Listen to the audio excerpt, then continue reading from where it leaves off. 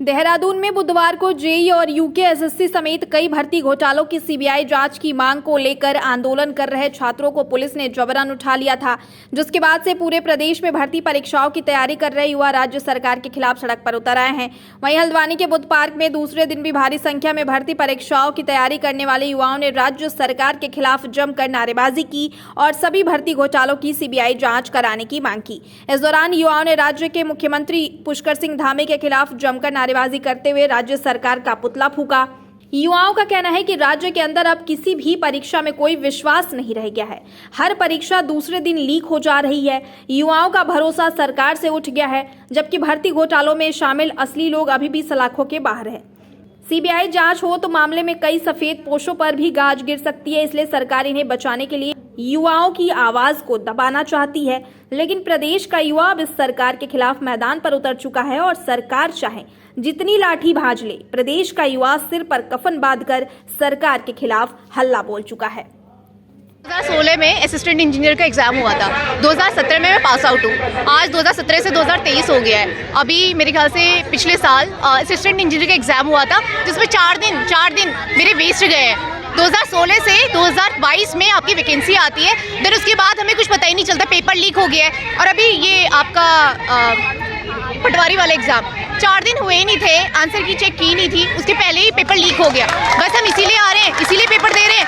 बताए स्टेट के लिए कुछ करेंगे, असिस्टेंट इंजीनियर का एग्जाम क्यों करा? फिर पढ़ाई लिखाई करनी ही नहीं चाहिए थी, बीटेक करना ही नहीं चाहिए था। फिर कहते घर ही घर में बीटेक वाले, ऐसे हाल रहेंगे तो घर घर में बीटेक वाले क्या 12वीं पास करे हुए बच्चे भी होंगे मेरे हिसाब से। बाकी अब देख ही रहे आप यहाँ पे क्या हो रहा है। भर्ती घोटाला इतने लंबे समय से हम देख रहे हैं कि किस तरह से धांधलियाँ सामने आ रही हैं। हमारे जो एग्जाम्स हमारे प्रदेश में हो रहे हैं और लीक हो रहे हैं, तो बहुत बुरी स्थिति है। बस हम यही चाहते हैं कि निष्पक्ष और साफ सुथरे तरीके से हमारे प्रदेश में एग्जाम्स हो, ताकि जो बच्चा मेहनत करता है, असलियत में जो पढ़ाई करता है, जो सुबह उठ के पढ़ाई कर रहा है, कोचिंग जा रहा है, वो निकले, ना कि पैसे वाले लोग सिर्फ पैसे दे के जॉब्स पालें।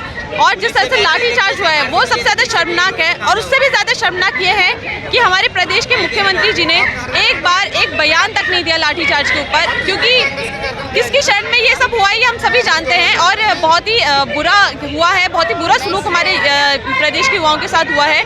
आगे से हम समझ सकते हैं, हम सोचते हैं कि आगे ये काम नहीं होगा, क्योंकि इससे और ज़्यादा हमारे प्रदेश का युवाओं के अंदर आक्रोश आ गया है और इससे बहुत बुरी स्थिति हो जाएगी हमारे प्रदेश में। ये तो बहुत गलत बात है। हम अपने मौलिक अधिकारों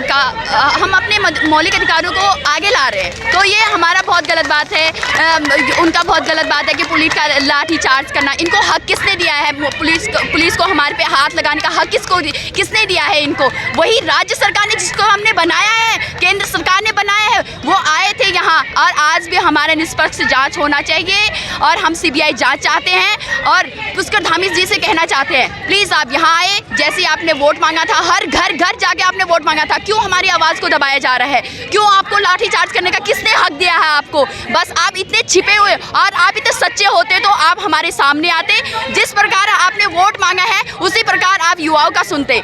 लेकिन आपने बहुत गलत बात किया है। जो हमारे भाई बहनों का वहाँ पे देहरादून में इतना आंदोलन कर रहे हैं, उन पर लाठीचार्ज किया है और पुलिस ने दारू वारू पी के नशे में लड़कियों पे हाथ चलाया है। ये बहुत गलत बात है। हम आपसे यही रिक्वेस्ट करना चाहते हैं, हम केंद्र सरकार तक जाएंगे। ये आवाज़ केंद्र सरकार, ये पूरी हल्द्वानी नहीं है, अभी हल्द्वानी नहीं आया है ये पूरा। और अगर ज़्यादा आंदोलन होगा ये हल्द्वानी भी आएगा, पूरा आएगा। अभी यहाँ पे लड़कियाँ बहुत डरती हैं कि पुलिस से ज़्यादा डर गई थी, क्योंकि धामी सरकार ने पहले ही पुलिस लगा दी थी, पुलिस फोर्स लगा दिए थे। बहुत सारी डर गए थे लड़कियाँ, उनके मन में पहाड़ों से आते हैं तो बहुत डर जाते हैं। इसीलिए हम डरने वालों से नहीं है। हमने तुम्हें बनाया है तो गिरा भी सकते हैं हम आपको। हम आपसे यही रिक्वेस्ट करना चाहते हैं, तो प्लीज़ हम अभी भी रिक्वेस्ट कर रहे हैं आपसे, आपके घर तक जाएंगे, आपके सरकार तक जाएंगे, अपनी कुर्सी को उखाड़ेंगे हम। जिस प्रकार से युवा अपनी कल जायज़ मांगों को लेकर देहरादून की सड़कों पर था, जिस प्रकार से धामी सरकार द्वारा युवाओं की मांगे मानने के बजाय युवाओं के ऊपर लाठीचार्ज किया गया, जिस प्रकार से युवाओं की आवाज़ को कुचलने का काम किया गया है, उत्तराखंड की आवाज़ को कुचलने का काम किया गया है। जिस प्रकार से कल लाठीचार्ज हुआ है, वो लाठीचार्ज केवल युवाओं के ऊपर नहीं है, वो प्रदर्शन करते हुए युवाओं के ऊपर नहीं है, वो पूरे उत्तराखंड के ऊपर लाठीचार्ज है। उत्तराखंड का युवा जब अपनी जायज़ मांगों को लेकर सड़कों पर आता है तो धामी सरकार द्वारा उसकी मांगे मानने के बजाय उनके ऊपर लाठियाँ बरसाई जाती है। हम बता देना चाहते हैं धामी सरकार को, हम चेता देना चाहते हैं भारतीय जनता पार्टी की सरकार को कि उत्तराखंड के युवाओं के ऊपर अगर किसी भी तरीके का अत्याचार हुआ, किसी भी तरीके का दुराचार हुआ तो उत्तराखंड का युवा चुप बैठने वाला नहीं है।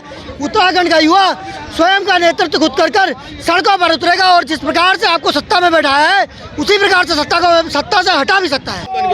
देखिए, बुद्ध पार्क में कल भी जो छात्र थे उन्होंने एक शांतिपूर्वक प्रदर्शन किया था और उन्होंने मुझे उस संबंध में एक ज्ञापन भी दिया था। जो परीक्षा में धांधली हो रही है उसको लेकर उनकी कुछ मांगे थी और आज भी यहाँ पर शांतिपूर्वक प्रदर्शन बुद्ध पार्क मंच के द्वारा किया जा रहा है। सभी तरीके से शांति व्यवस्था बनी हुई है, कहीं भी किसी अप्रिय स्थिति की घटना नहीं है, कोई भी सब कुछ शांतिपूर्वक हो रहा है।